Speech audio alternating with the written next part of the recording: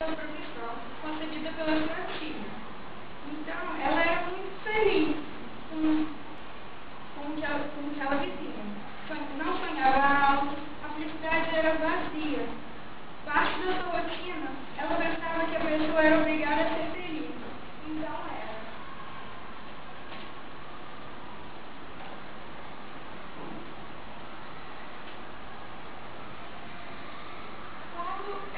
Fazia parte do MC dela, olímpico, Raimundo e Glória. Eles faziam parte da vida dela e faziam ela se tornar um MC, se tornar mais MC, mais um objeto útil. Então, só que como Glória roubara o olímpico dela, ela ficou ressentida, então pediu que ela fosse encaminhasse ela para o cartomante. A partir daí que ela viu que ela tinha um para si dentro dela, que ela podia liberar isso para si, que ela nunca pensava em eu sou eu, agora estava grávida do futuro. Logo após que ela saiu de lá, ela já estava tendo uma outra visão. Depois que ela viu a casa da cartomante. Enquanto isso, olhava com admiração e respeito a sala onde estava. Lá tudo era de luxo, matéria plástica, amarelada, nas poltronas e sofás, e até folhas de plástico. O plástico era o máximo que estava boca aberta. A partir daí, ela pensou que ela podia ser, sim, um objeto, mas que ela ia fazer a diferença, que ela queria ser vista por todos. Então, quando ela saiu de lá, ela foi atropelada por um carro luxuoso. Aí ela pensou,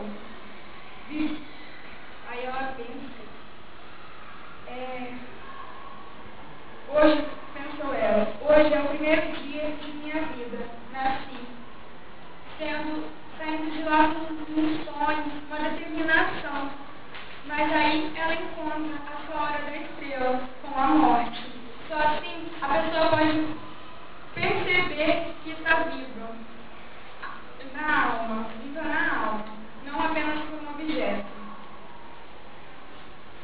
Eu vou passar uma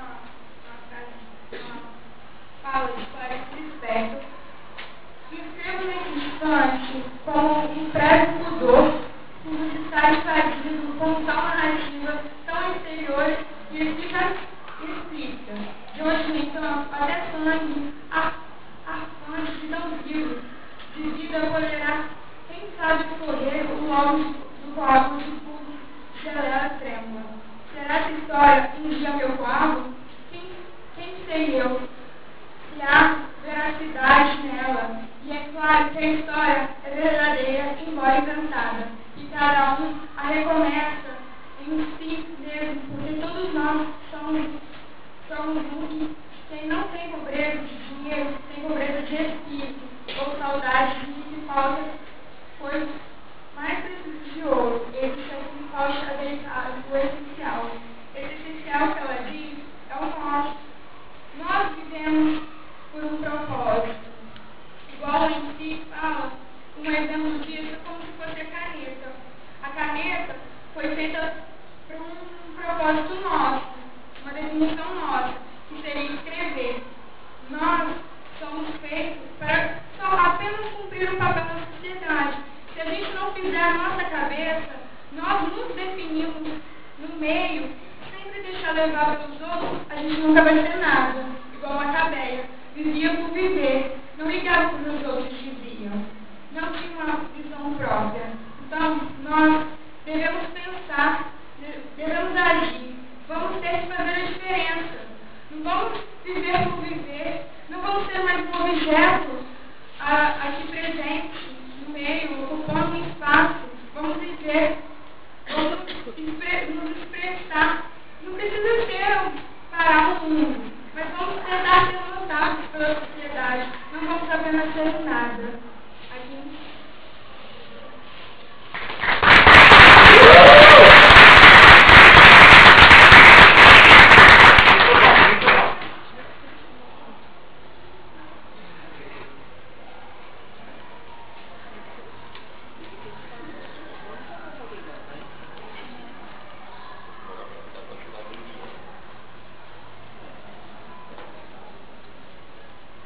senhores críticos literários têm a possibilidade de impor suas ideias, opiniões ou questionamentos a respeito da conferência apresentada.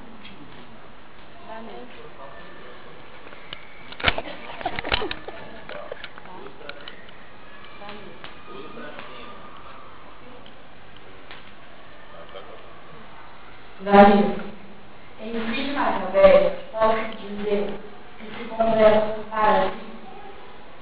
Sim. Não era como ela era um objeto, ela precisava se desabrochar, ter um pensamento, que é o para si. Mas só que ela só encontrou isso quando ela morreu.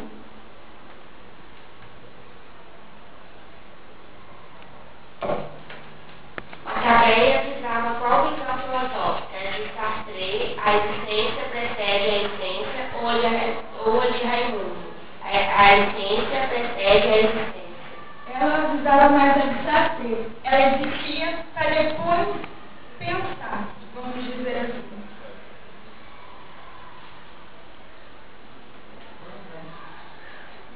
O em si seria que nós somos um objeto que pode ser manipulado. Então quer dizer que Macabeia é manipulado pelo mundo?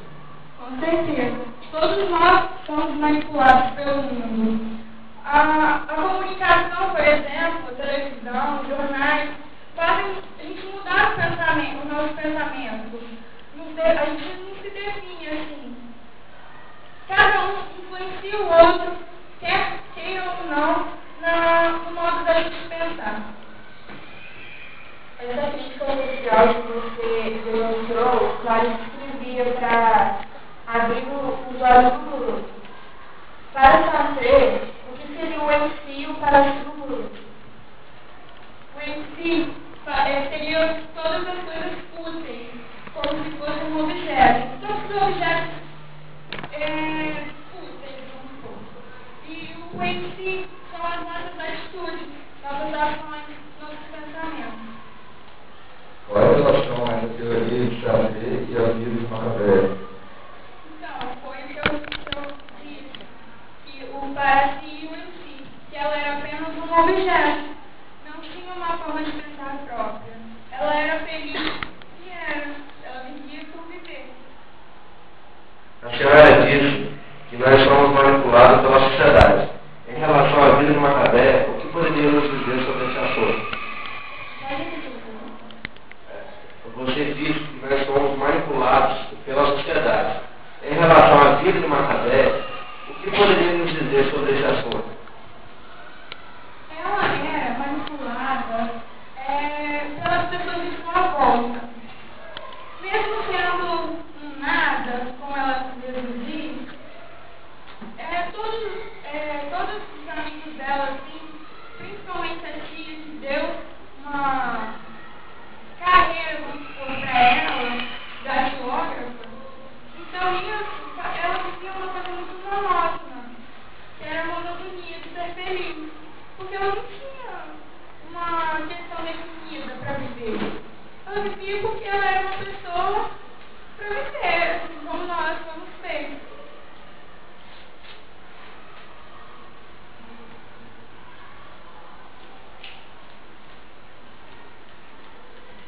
Então, palavra, Valéria.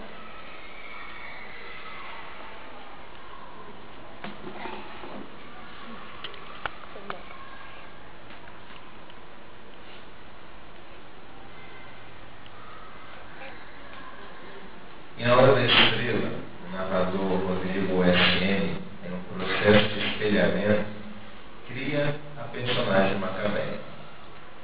Na verdade, a construção da Hora da Estrela é uma construção de mão dupla. Nós temos a autora, que é uma espécie de deusa, que constrói, cria, recria, mexe com a sua personagem, dá status a ela em nível social de burguês ou de pobre, da forma como ela achar melhor. Assim, não poderia dizer ou deixar de dizer que Macabeia é apenas um fruto da essência vivência e da existência de Clarice Lispector, e não poderia deixar de dizer também que ela existe apenas pela própria visão de Clarice Lispector. O que seria de Macabeia se não houvesse um Rodrigo? Os dois são absolutamente interligados. Rodrigo precisa de Macabeia e Macabeia precisa de Rodrigo. Vejo a nordestina se olhando ao espelho, e no espelho aparece meu rosto cansado e barbudo. Como o outro do si mesmo, Macabeia força sua existência na existência de Rodrigo. Apesar de eu não ter nada a ver com a moça, terei que me escrever tudo através dela, por entre espantos meus. É paixão minha ser o outro, no caso, a outra. Estremeço esquálido igual a ela. A possível feminização do narrador, a partir dessa determinação, se inscrever por indícios de uma escritura masculina. Seria mais racional do que a que ele realiza. O narrador afirma: escrever com o corpo e o resultado dessa escrita é uma névoa úmida. A gente poderia fazer também relações, não só com Sartre, mas com o Heidegger, quando dialoga também com a própria questão da existência, que dialoga sobre a presença do ente no ser, ou o próprio questionamento do ser humano frente a essa possibilidade de tentar observar o quanto ele realmente se vale para si mesmo e o quanto o outro se basta em si mesmo. Gostaria que você colocasse para nós como que esse existencialismo não é só perceptível na visão de Macabeia, mas é mais ainda uma relação de dependência no olhar íntimo, observador, participativo e atuante de Rodrigo. Rodrigo, na verdade, foi um personagem criado por Clarice, como se fosse ela escrevendo.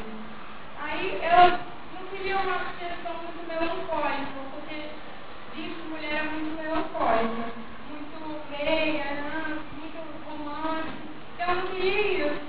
Aí ela criou Rodrigo, um personagem masculino, que ela diz que homem não chora, homem mais rígido, mais forte, e não tem tanto sentimento como a mulher, vamos dizer. É mais rígido com si mesmo. Então, ela fez isso para que os outros não tenham pena de Macabeia.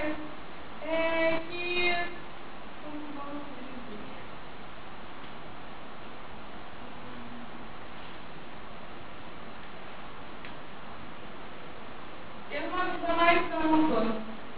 A gente não tendo pena dela, porque esse livro é meio assim, complexo de entender na primeira vez, assim, você só passar o olho.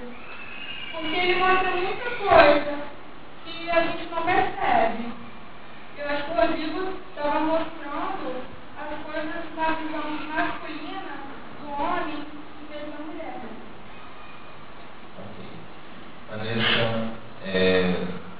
eu agradeço você porque isso também foi uma aluna que eu apostei nessa conferência.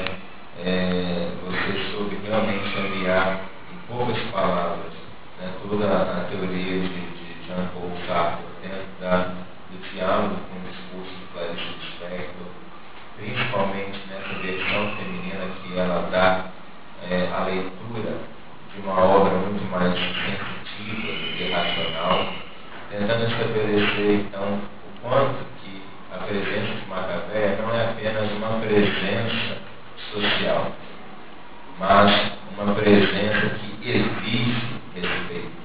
Afinal de contas, não é só pelo fato dela ser uma mera retirante que a gente já não preconceito social dentro da sua presença na história da cidade grande, mas mostrar a relação dupla que ela estabelece quando começa a estabelecer então um diálogo, né, uma interação com o Rodrigo. Isso é significativo. Isso é importante. A gente está tratando aqui. E eu acredito que você soube usar essa essência na sua fala, né, dentro de uma profundidade que realmente merece respeito. Tá? Então, saiba que está de parabéns. Eu acho que é por aí mesmo e que você deve continuar na sua investida, na sua luta, na sua leitura, para que o seu conhecimento seja realmente fruto de si mesma e seja para o seu próprio engrandecimento. Parabéns e continue desse